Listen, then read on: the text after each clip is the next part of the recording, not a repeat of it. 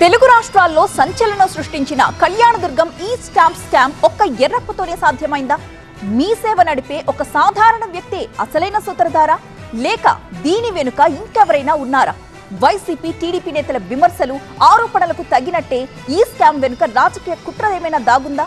అసలు అధికార విపక్ష నేతల మాటల్లో వాస్తవం ఎంత? హోటల్ మేనేజ్మెంట్లో గ్లోబల్ కెరియర్ ప్లాన్ చేస్తున్నారా? అంతర్జాతీయ చదువు, ఫారెన్ జాబ్ ఛాన్స్ కోసం ఇండియా నంబర్ 1 హోటల్ స్కూల్ IIHMలో జాయిన్ అవ్వండి.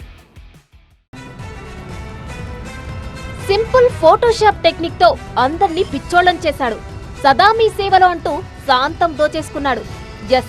సంచలనం సృష్టించిన కళ్యాణదుర్గం ఈ స్టాంప్ స్కామ్ లో షాకింగ్ విషయాలు బయటకొస్తున్నాయి. దర్యాప్తులో ముందుకెళ్లే కొద్దీ కోట్లాది రూపాయలు బయటపడుతున్నాయి. ఎమ్మెల్యే అమిలినేని సురేంద్రబాబుకు చెందిన SRC ఇన్ఫ్రా ఇంటర్నల్ ఆడిట్ లో నిందితుడు ఎర్రప్ప స్టాంపు భాగోతం బయటపడడంతో రాజకీయ రచ్చ ఓ రేంజ్ లో నడుస్తోంది. టీడీపీ, వైసీపీ నేతలు లేవనెత్తుతున్న ప్రశ్నలు, చెబుతున్న జవాబులు దర్యాప్తు అధికారులకు సైతం ఉపయోగపడేలా ఉన్నాయి. వైసీపీ నేతలు కావాలని తనపై తప్పుడు ప్రచారం చేస్తున్నారంటూ ఆగ్రహం వ్యక్తం చేశారు ఎమ్మెల్యే సురేంద్రబాబు. రాజకీయ కుట్రలో భాగంగానే వైసీపీ ఆరోపణలన్నారు. అంతేకాదు, స్కామ్ కు పాల్పడ్డ వాళ్ళే ఎక్కడైనా కంప్లైంట్ ఇస్తారా అంటూ కొన్ని లాజికల్ క్వశ్చన్స్ లేవనెత్తారు. అంటే బాధితులు మేము అయిన తర్వాత ఆ కంప్లైంట్ చేశాము, కంప్లైంట్ చేసిన తర్వాత ఆ కంప్లైంట్ వెరిఫికేషన్ జరిగింది. కానీ కొంతమంది రాజకీయ కోణం, రాజకీయ కుట్రలో భాగంగా ఇది 10 రోజుల నుంచి కూడా జరుగుతుందనే అభిప్రాయం వాళ్ళు చెప్పడం జరిగింది.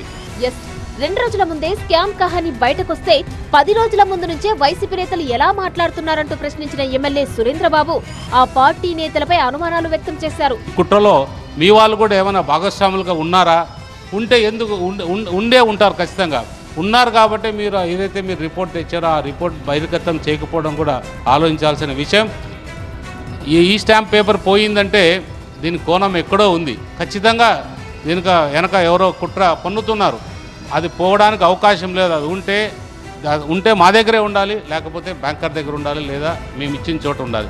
కానీ అది ఎంటీ నీకు ఏదైతే ఉందో ఈ స్టాంప్ పేపర్ ఉందంటే దాని మీద అది కూడా రకరకాలుగా విచారించాల్సిన అవసరం ఉంది. ఎమ్మెల్యే క్వశ్చన్ అండ్ ఆన్సర్స్ పై స్పందించారు మాజీ ఎంపీ తలారి రంగయ్య. అందరికంటే ముందే కేసు పెట్టి తప్పించుకునేందుకు తెలివిగా వ్యవహరిస్తున్నారన్నారు. కేవలం కేసు మేము ముందు పెట్టాం కాబట్టి మాకు తప్పు లేదు అంటే కుదరదు. అంతేకాకుండా ఇవేమి మీకు కొత్తగా తెలిసి ఉండొచ్చేమో, కానీ అకస్మాత్తుగా ఆదివారం గుర్తొచ్చి పోలీస్ స్టేషన్కి వెళ్ళి డ్రాఫ్ట్ చేసుకొని ఒక ప్రెస్ నోట్ విడుదల చేసి ఒక FIR బుక్ చేసినంత మాత్రాన దీంట్లో నుంచి తప్పించుకోవాల్సింది ఏమీ లేదు. ఓ సాధారణ మీ సేవ నడిపే వ్యక్తి ఒక్కడే ఈ స్కామ్ చేశాడంటే నమ్మే పరిస్థితి లేదన్నారు తలారి రంగయ్య. ఈ స్టాంప్ స్కామ్ అక్రమాన్ని ఇన్నేళ్లు ఎందుకు గుర్తించలేకపోయారని ఎమ్మెల్యేను ప్రశ్నించారు.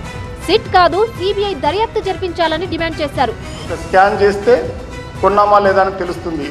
ఎప్పుడో 22లోనో లేదా ఇంకో ముందో కొన్నవి, 23లోనో కొన్నవో లేదా 24లో కొన్నవో, ఒక్క సంవత్సరం తర్వాత మీరు ఎందుకు స్కాన్ చేసి గవర్నమెంట్ 100 రూపాయలే పోయింది, మిగతా పరిస్థితి ఏమిటి అనేది మీరు చూసినప్పుడు మీరు మొత్తం వ్యవస్థ, మీ ఆడిటర్ల వ్యవస్థ కానీ, మీ 27 సంవత్సరాల సంస్థ కానీ అన్నిటి మీద నాకు డౌట్ వస్తుంది. కొంచెం అన్నా ఉండాలో చెప్పుకునేటప్పుడు. ఒక వ్యక్తి మామూలు కంప్యూటర్ సెంటర్ నడుపుకునే, ఒక మీ సేవ సెంటర్ నడుపుకునేవాడు ఈ మొత్తం సిస్టమ్ని ఛేదించినాడు, నాశనం చేసినాడు అని మీరు చెప్తే నమ్మడానికి సిద్ధంగా లేవు. మొత్తంగా ఈ స్టాంప్ స్కామ్ వెనుక మీరున్నారంటూ టీడీపీ, వైసీపీ నేతలు ఒకరిపై మరొకరు తీవ్ర విమర్శలు చేసుకుంటున్నారు. మరి ఈ వ్యవహారంలో అసలు సూత్రధారులెవరు అన్నది తేలాలంటే కాస్త ఆగాల్సిందే. మా ప్రతినిధి ఈశ్వర్ సిద్ధంగా ఉన్నారు మరిన్ని డీటెయిల్స్ తో. ఈశ్వర్, 13,000 ఈ స్టాంప్స్ విక్రయించాడు అంటే అసలు ఇంతకాలం ఆ విషయం ఎందుకని బయటకు రాలేదు? అలాగే ఒక సాధారణ వ్యక్తి మీ సేవ రన్ చేస్తాడు ఎర్రప్ప అంటున్నారు. ఇతనే మెయిన్ పర్సన్ అని అనుకోవచ్చా, లేకపోతే వెనకాల ఇంకెవరైనా ఉన్నారా? ప్రధానంగా ఇప్పటివరకు బోయ ఎర్రప్పనే ప్రధానమైన నిందితుడిగా అనుకుంటున్నారు. అదే సమయంలో మోహన్ బాబు అనే ఒక నిందితుడిని కూడా అనుమానంగా ప్రభుత్వం భావిస్తోంది. దానికి సంబంధించి మోహన్ బాబు మీద కూడా కేసు రిజిస్టర్ అయింది. అతన్ని కూడా అదుపులోకి తీసుకుని విచారిస్తున్న నేపథ్యం అయితే కనిపిస్తుంది. అయితే మొత్తానికి మీరు చెప్పినట్టుగా 13,000 ఇట్లాంటి రకాల మోసాలకు పాల్పడడం అన్నది అది ఇప్పటి నుంచి జరిగిందా, లేకపోతే ఎప్పటి నుంచి ఇట్లా జరుగుతోంది? దీనికి ప్రధానమైన కారణాలు ఏంటి అని అన్వేషించే పనిలో ఉంది. మరొకవైపు రాజకీయం, ప్రధానంగా అధికార పార్టీకి సంబంధించిన ఎమ్మెల్యే కంపెనీ ఇందులో స్వయంగా ఇన్వాల్వ్ అయ్యి ఆ నకిలీ దీంతో మొత్తం ఒక బ్యాంక్కి అప్లై చేసి లోన్ తీసుకుంది కాబట్టి ఖచ్చితంగానే పెద్ద ఎత్తున దీనిపైన విమర్శలు వచ్చే అవకాశం ఉంటుంది. ఎందుకంటే సాధారణంగా అదే ఆ ప్లేస్లో ఒకవేళ అధికార పార్టీ ఎమ్మెల్యే కాకపోతే ప్రతిపక్ష ఎమ్మెల్యే కానీ ప్రతిపక్ష నేత ఉంటే ఏ స్థాయిలో మీరు ఆ కేసుని ముందుకు తీసుకెళ్లే వాళ్ళు. ఇప్పుడు కేవలం అధికార పార్టీ ఎమ్మెల్యే కాబట్టి ఇట్లా చాలా వాళ్ళ చేత కంప్లైంట్ ఇప్పించి ఈ విధంగా చేస్తున్నారన్నది ప్రధానమైన వైసీపీ ఆరోపణ చేస్తుంది. కానీ బట్ మొత్తానికి అసలు ఒక డిజిటల్ ఎరాలో మొత్తానికి ఈ డిజిటల్ యుగంలో అందరికీ గ్రామీణ ప్రాంతాలలో కూడా ఆ సేవలన్నీ అందించాలన్న లక్ష్యంతో కేంద్ర ప్రభుత్వం ఏర్పాటు చేసిన సిఎస్సిల్లో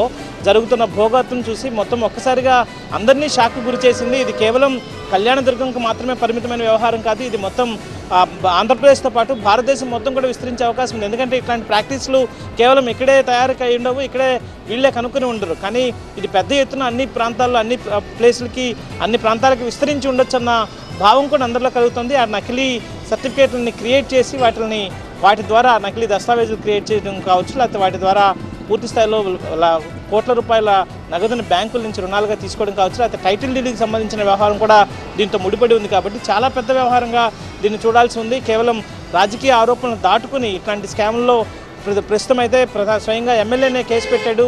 ఎమ్మెల్యేనే ఎస్ఆర్సీ ఇన్ఫ్రాకి సంబంధించి లోకల్ ఎమ్మెల్యే ఆయన సొంత సంస్థ కాబట్టి అక్కడ జరిగిన లోపాన్ని గుర్తించి ఆయన కేసు పెట్టాడు. దానివల్ల ₹1,00,000 సంబంధించిన స్టాంపు కేవలం ₹100 వచ్చిందంటే అట్లాంటి ఎంత పెద్ద ఎత్తున దాదాపు 13,000 అంటే కోట్ల రూపాయల స్కామ్ జరిగింది. సో ఇది కేవలం ఇక్కడికి మాత్రమే పరిమితమైందా లేకపోతే ఇంకా ఇతర ప్రాంతాల్లో కూడా ఉందో చూడాల్సిన నేపథ్యం.